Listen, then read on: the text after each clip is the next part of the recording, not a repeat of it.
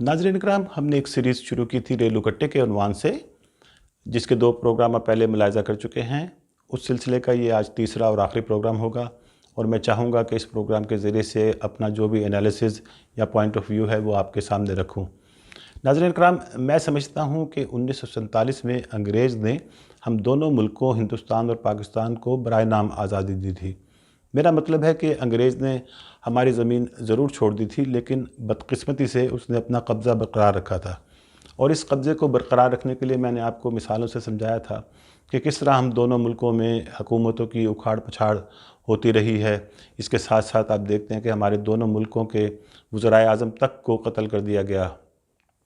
तो नाज़रीन, अब आपके सामने सारी तारीख़ अगर आप पाकिस्तान और हिंदुस्तान की देखें तो उसमें आप अपने तौर पर इस चीज़ का बड़ी आसानी से जायज़ा ले सकते हैं कि हमारे यहाँ किस तरह जो बैरूनी ताकतें हैं वो अपना एक घिनौना खेल खेलती आ रही हैं। बैरूनी ताकतों में मैं ज़्यादा जो मेरा इशारा है मगरबी ताकतों की तरफ है, अमेरिका और बरतानिया की तरफ। तो नाज़रीन इकराम, इसके साथ साथ मैंने आपको बताया था कि हम दोनों मुल्कों के अंदर एक साजिश के तहत रिलीजियस एक्सट्रीमिज़म को हवा दी गई और इस रिलीजियस एक्सट्रीमिज़म की वजह से आप देखते हैं कि अगर हम पाकिस्तान की बात करें तो हमारे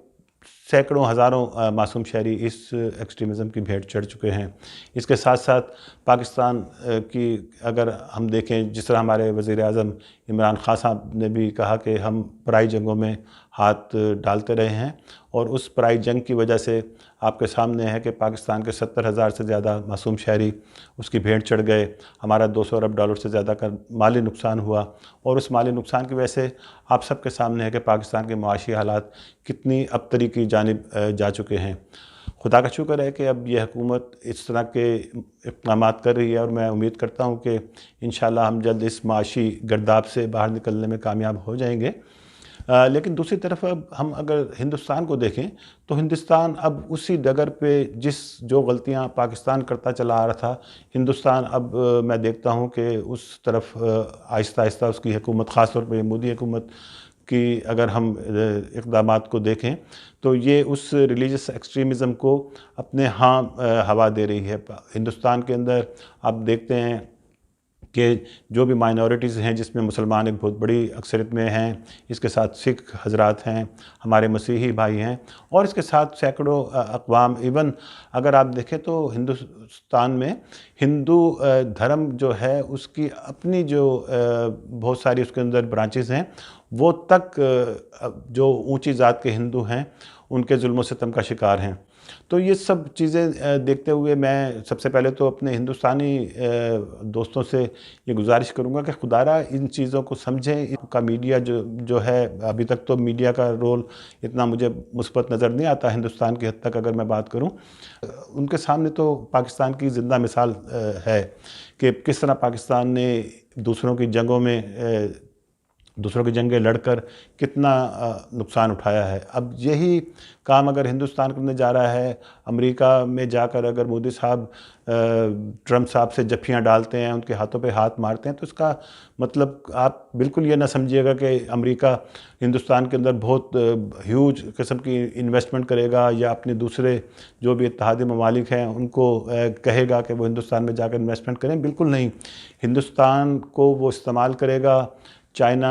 की प्रॉक्सी लड़ने के लिए और वो फिर उस तरह वही प्रॉक्सी जो पाकिस्तान रशिया की अमेरिका के लिए लड़ता रहा है और मैंने जैसे आपको बताया कि कितना पाकिस्तान का उसमें नुकसान हुआ, तो वही चीज़ अब हिंदुस्तान करने जा रहा है। हिंदुस्तान को इससे बिल्कुल किसी भी तरह का फ़ायदा नहीं होगा। हिंदुस्तान को चाहिए कि वो इस साजिश को समझे और पाकिस्तान के साथ मिलकर इस खित्ते में अमन व अमान के लिए बैठें, बातचीत करें।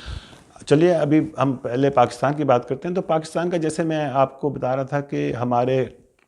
इदारों में उन्होंने अपना इन्फ्लुएंस किया, लेकिन अब मैं समझता हूँ बल्कि अब से काफ़ी अर्सा पहले मेरा ख़्याल है कि हमारी इस्टेब्लिशमेंट और हमारे जो इदारे हैं ان کو یہ بات سمجھ آ گئی تھی کہ ہمیں اب اس جنگ سے باہر آنا ہے۔ میں یہ نہیں کہوں گا کہ ہمیں امریکہ سے کھلم کھلا دشمنی کرنی چاہیے، امریکہ سے جنگ کا اعلان کر دینا چاہیے، ایسا ہرگز نہیں ہے۔ ہمیں ان کے ساتھ، سب ملکوں کے ساتھ برابری کی بنیاد پر دوستی رکھنی چاہیے۔ ہمارے جو بھی ان کے ساتھ تعلقات ہیں، تجارتی تعلقات اور دوسرے جو بھی کامن انٹرسٹ ہوتے ہیں، اس کے میں ضرور آگے بڑھنا چاہیے۔ لیکن جس طرح ہمارے وزیر اعظم نے کہا کہ اب ہم کسی اور کی جنگ مزید نہیں لڑیں گے، تو یہ ایک زبردست بات کی۔ جس طرح انہوں نے پاکستان کا مقدمہ، کشمیر کا مقدمہ UN کی جنرل اسمبلی میں لڑا، وہ بہت ہی قابل ستائش بات ہے، اور اس سے میں سمجھتا ہوں کہ ہم پاکستانیوں کے حوصلے بہت بلند ہو گئے ہیں۔ لیکن دوسری طرف جس طرح میں نے آپ سے کہا کہ ہمارے لوگوں کے اندر ان کا انفلوئنس ہے، تو پاکستان میں جو اپوزیشن ہے اس نے اس دورے کو بہت ہی منفی انداز سے، اور پرائم منسٹر کی تقریر کو بہت منفی انداز سے میڈیا کے سامنے اچھالنا شروع کر دیا ہے۔ ایک وہ نامکمل قسم کا انسان کہتا ہے کہ پرائم منسٹر نے کشمیر کا مقدمہ صحیح طرح نہیں لڑا۔ اب وہ اپنے نام کے ساتھ بھٹو لگا کر اگر اپنے آپ کو بھٹو صاحب کی طرح کی پرسنالٹی سمجھنے لگا ہے، تو میں سمجھتا ہوں یہ اس کی بالکل غلط فہمی ہے۔ سب سے پہلے تو اگر وہ بھٹو صاحب کی لیگیسی کو لے کر آگے بڑھنا چاہتے ہیں، نہ کہ وہ صرف نام کی حد تک ہو، ٹھیک ہے، آپ لوگ بھٹو صاحب کے نام پہ ہی اب تک ووٹ لیتے چلے آ رہے ہیں، تو کیوں نہیں پھر ان کی لیگیسی کو آپ آگے لے کے آتے ہیں؟ ان کی تو لیگیسی میں سوشلزم سب سے بڑا ان کا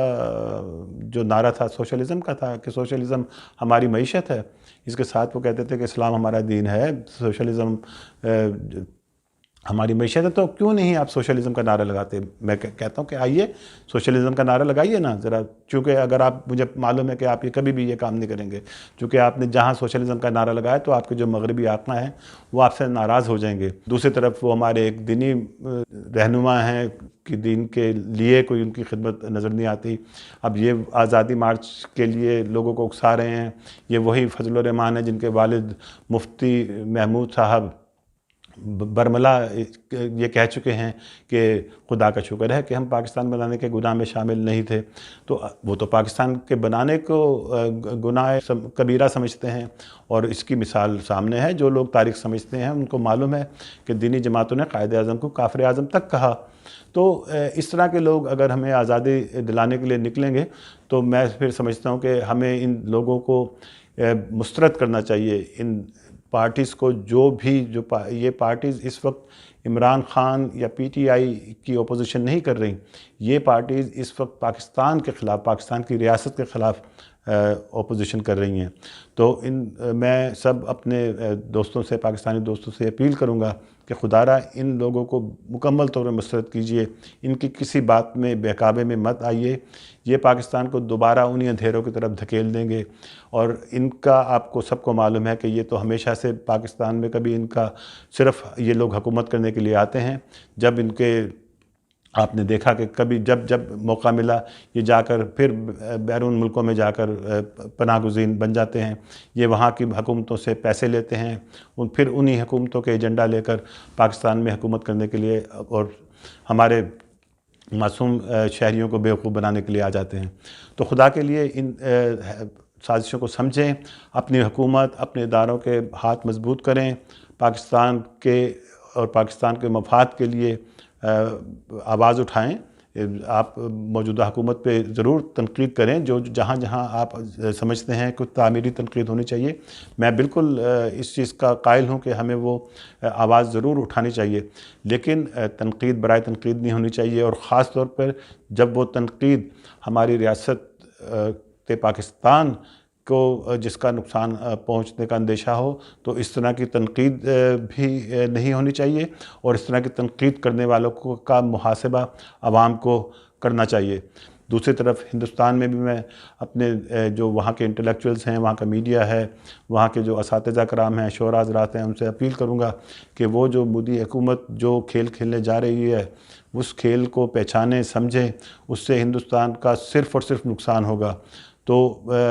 خدارہ اس چیز کو سمجھیں، ڈائلاگ کی میز پر آئیں، بات چیت کریں، بات چیت کے ذریعے جتنے بھی حل طلب مسائل ہیں ان کا کوئی نہ کوئی تصفیہ اس کو تلاش کریں، اور اس خطے میں امن و امان کے لیے آگے بڑھیں۔ خدا ہمارا حامی و ناصر ہو۔ پاکستان زندہ باد۔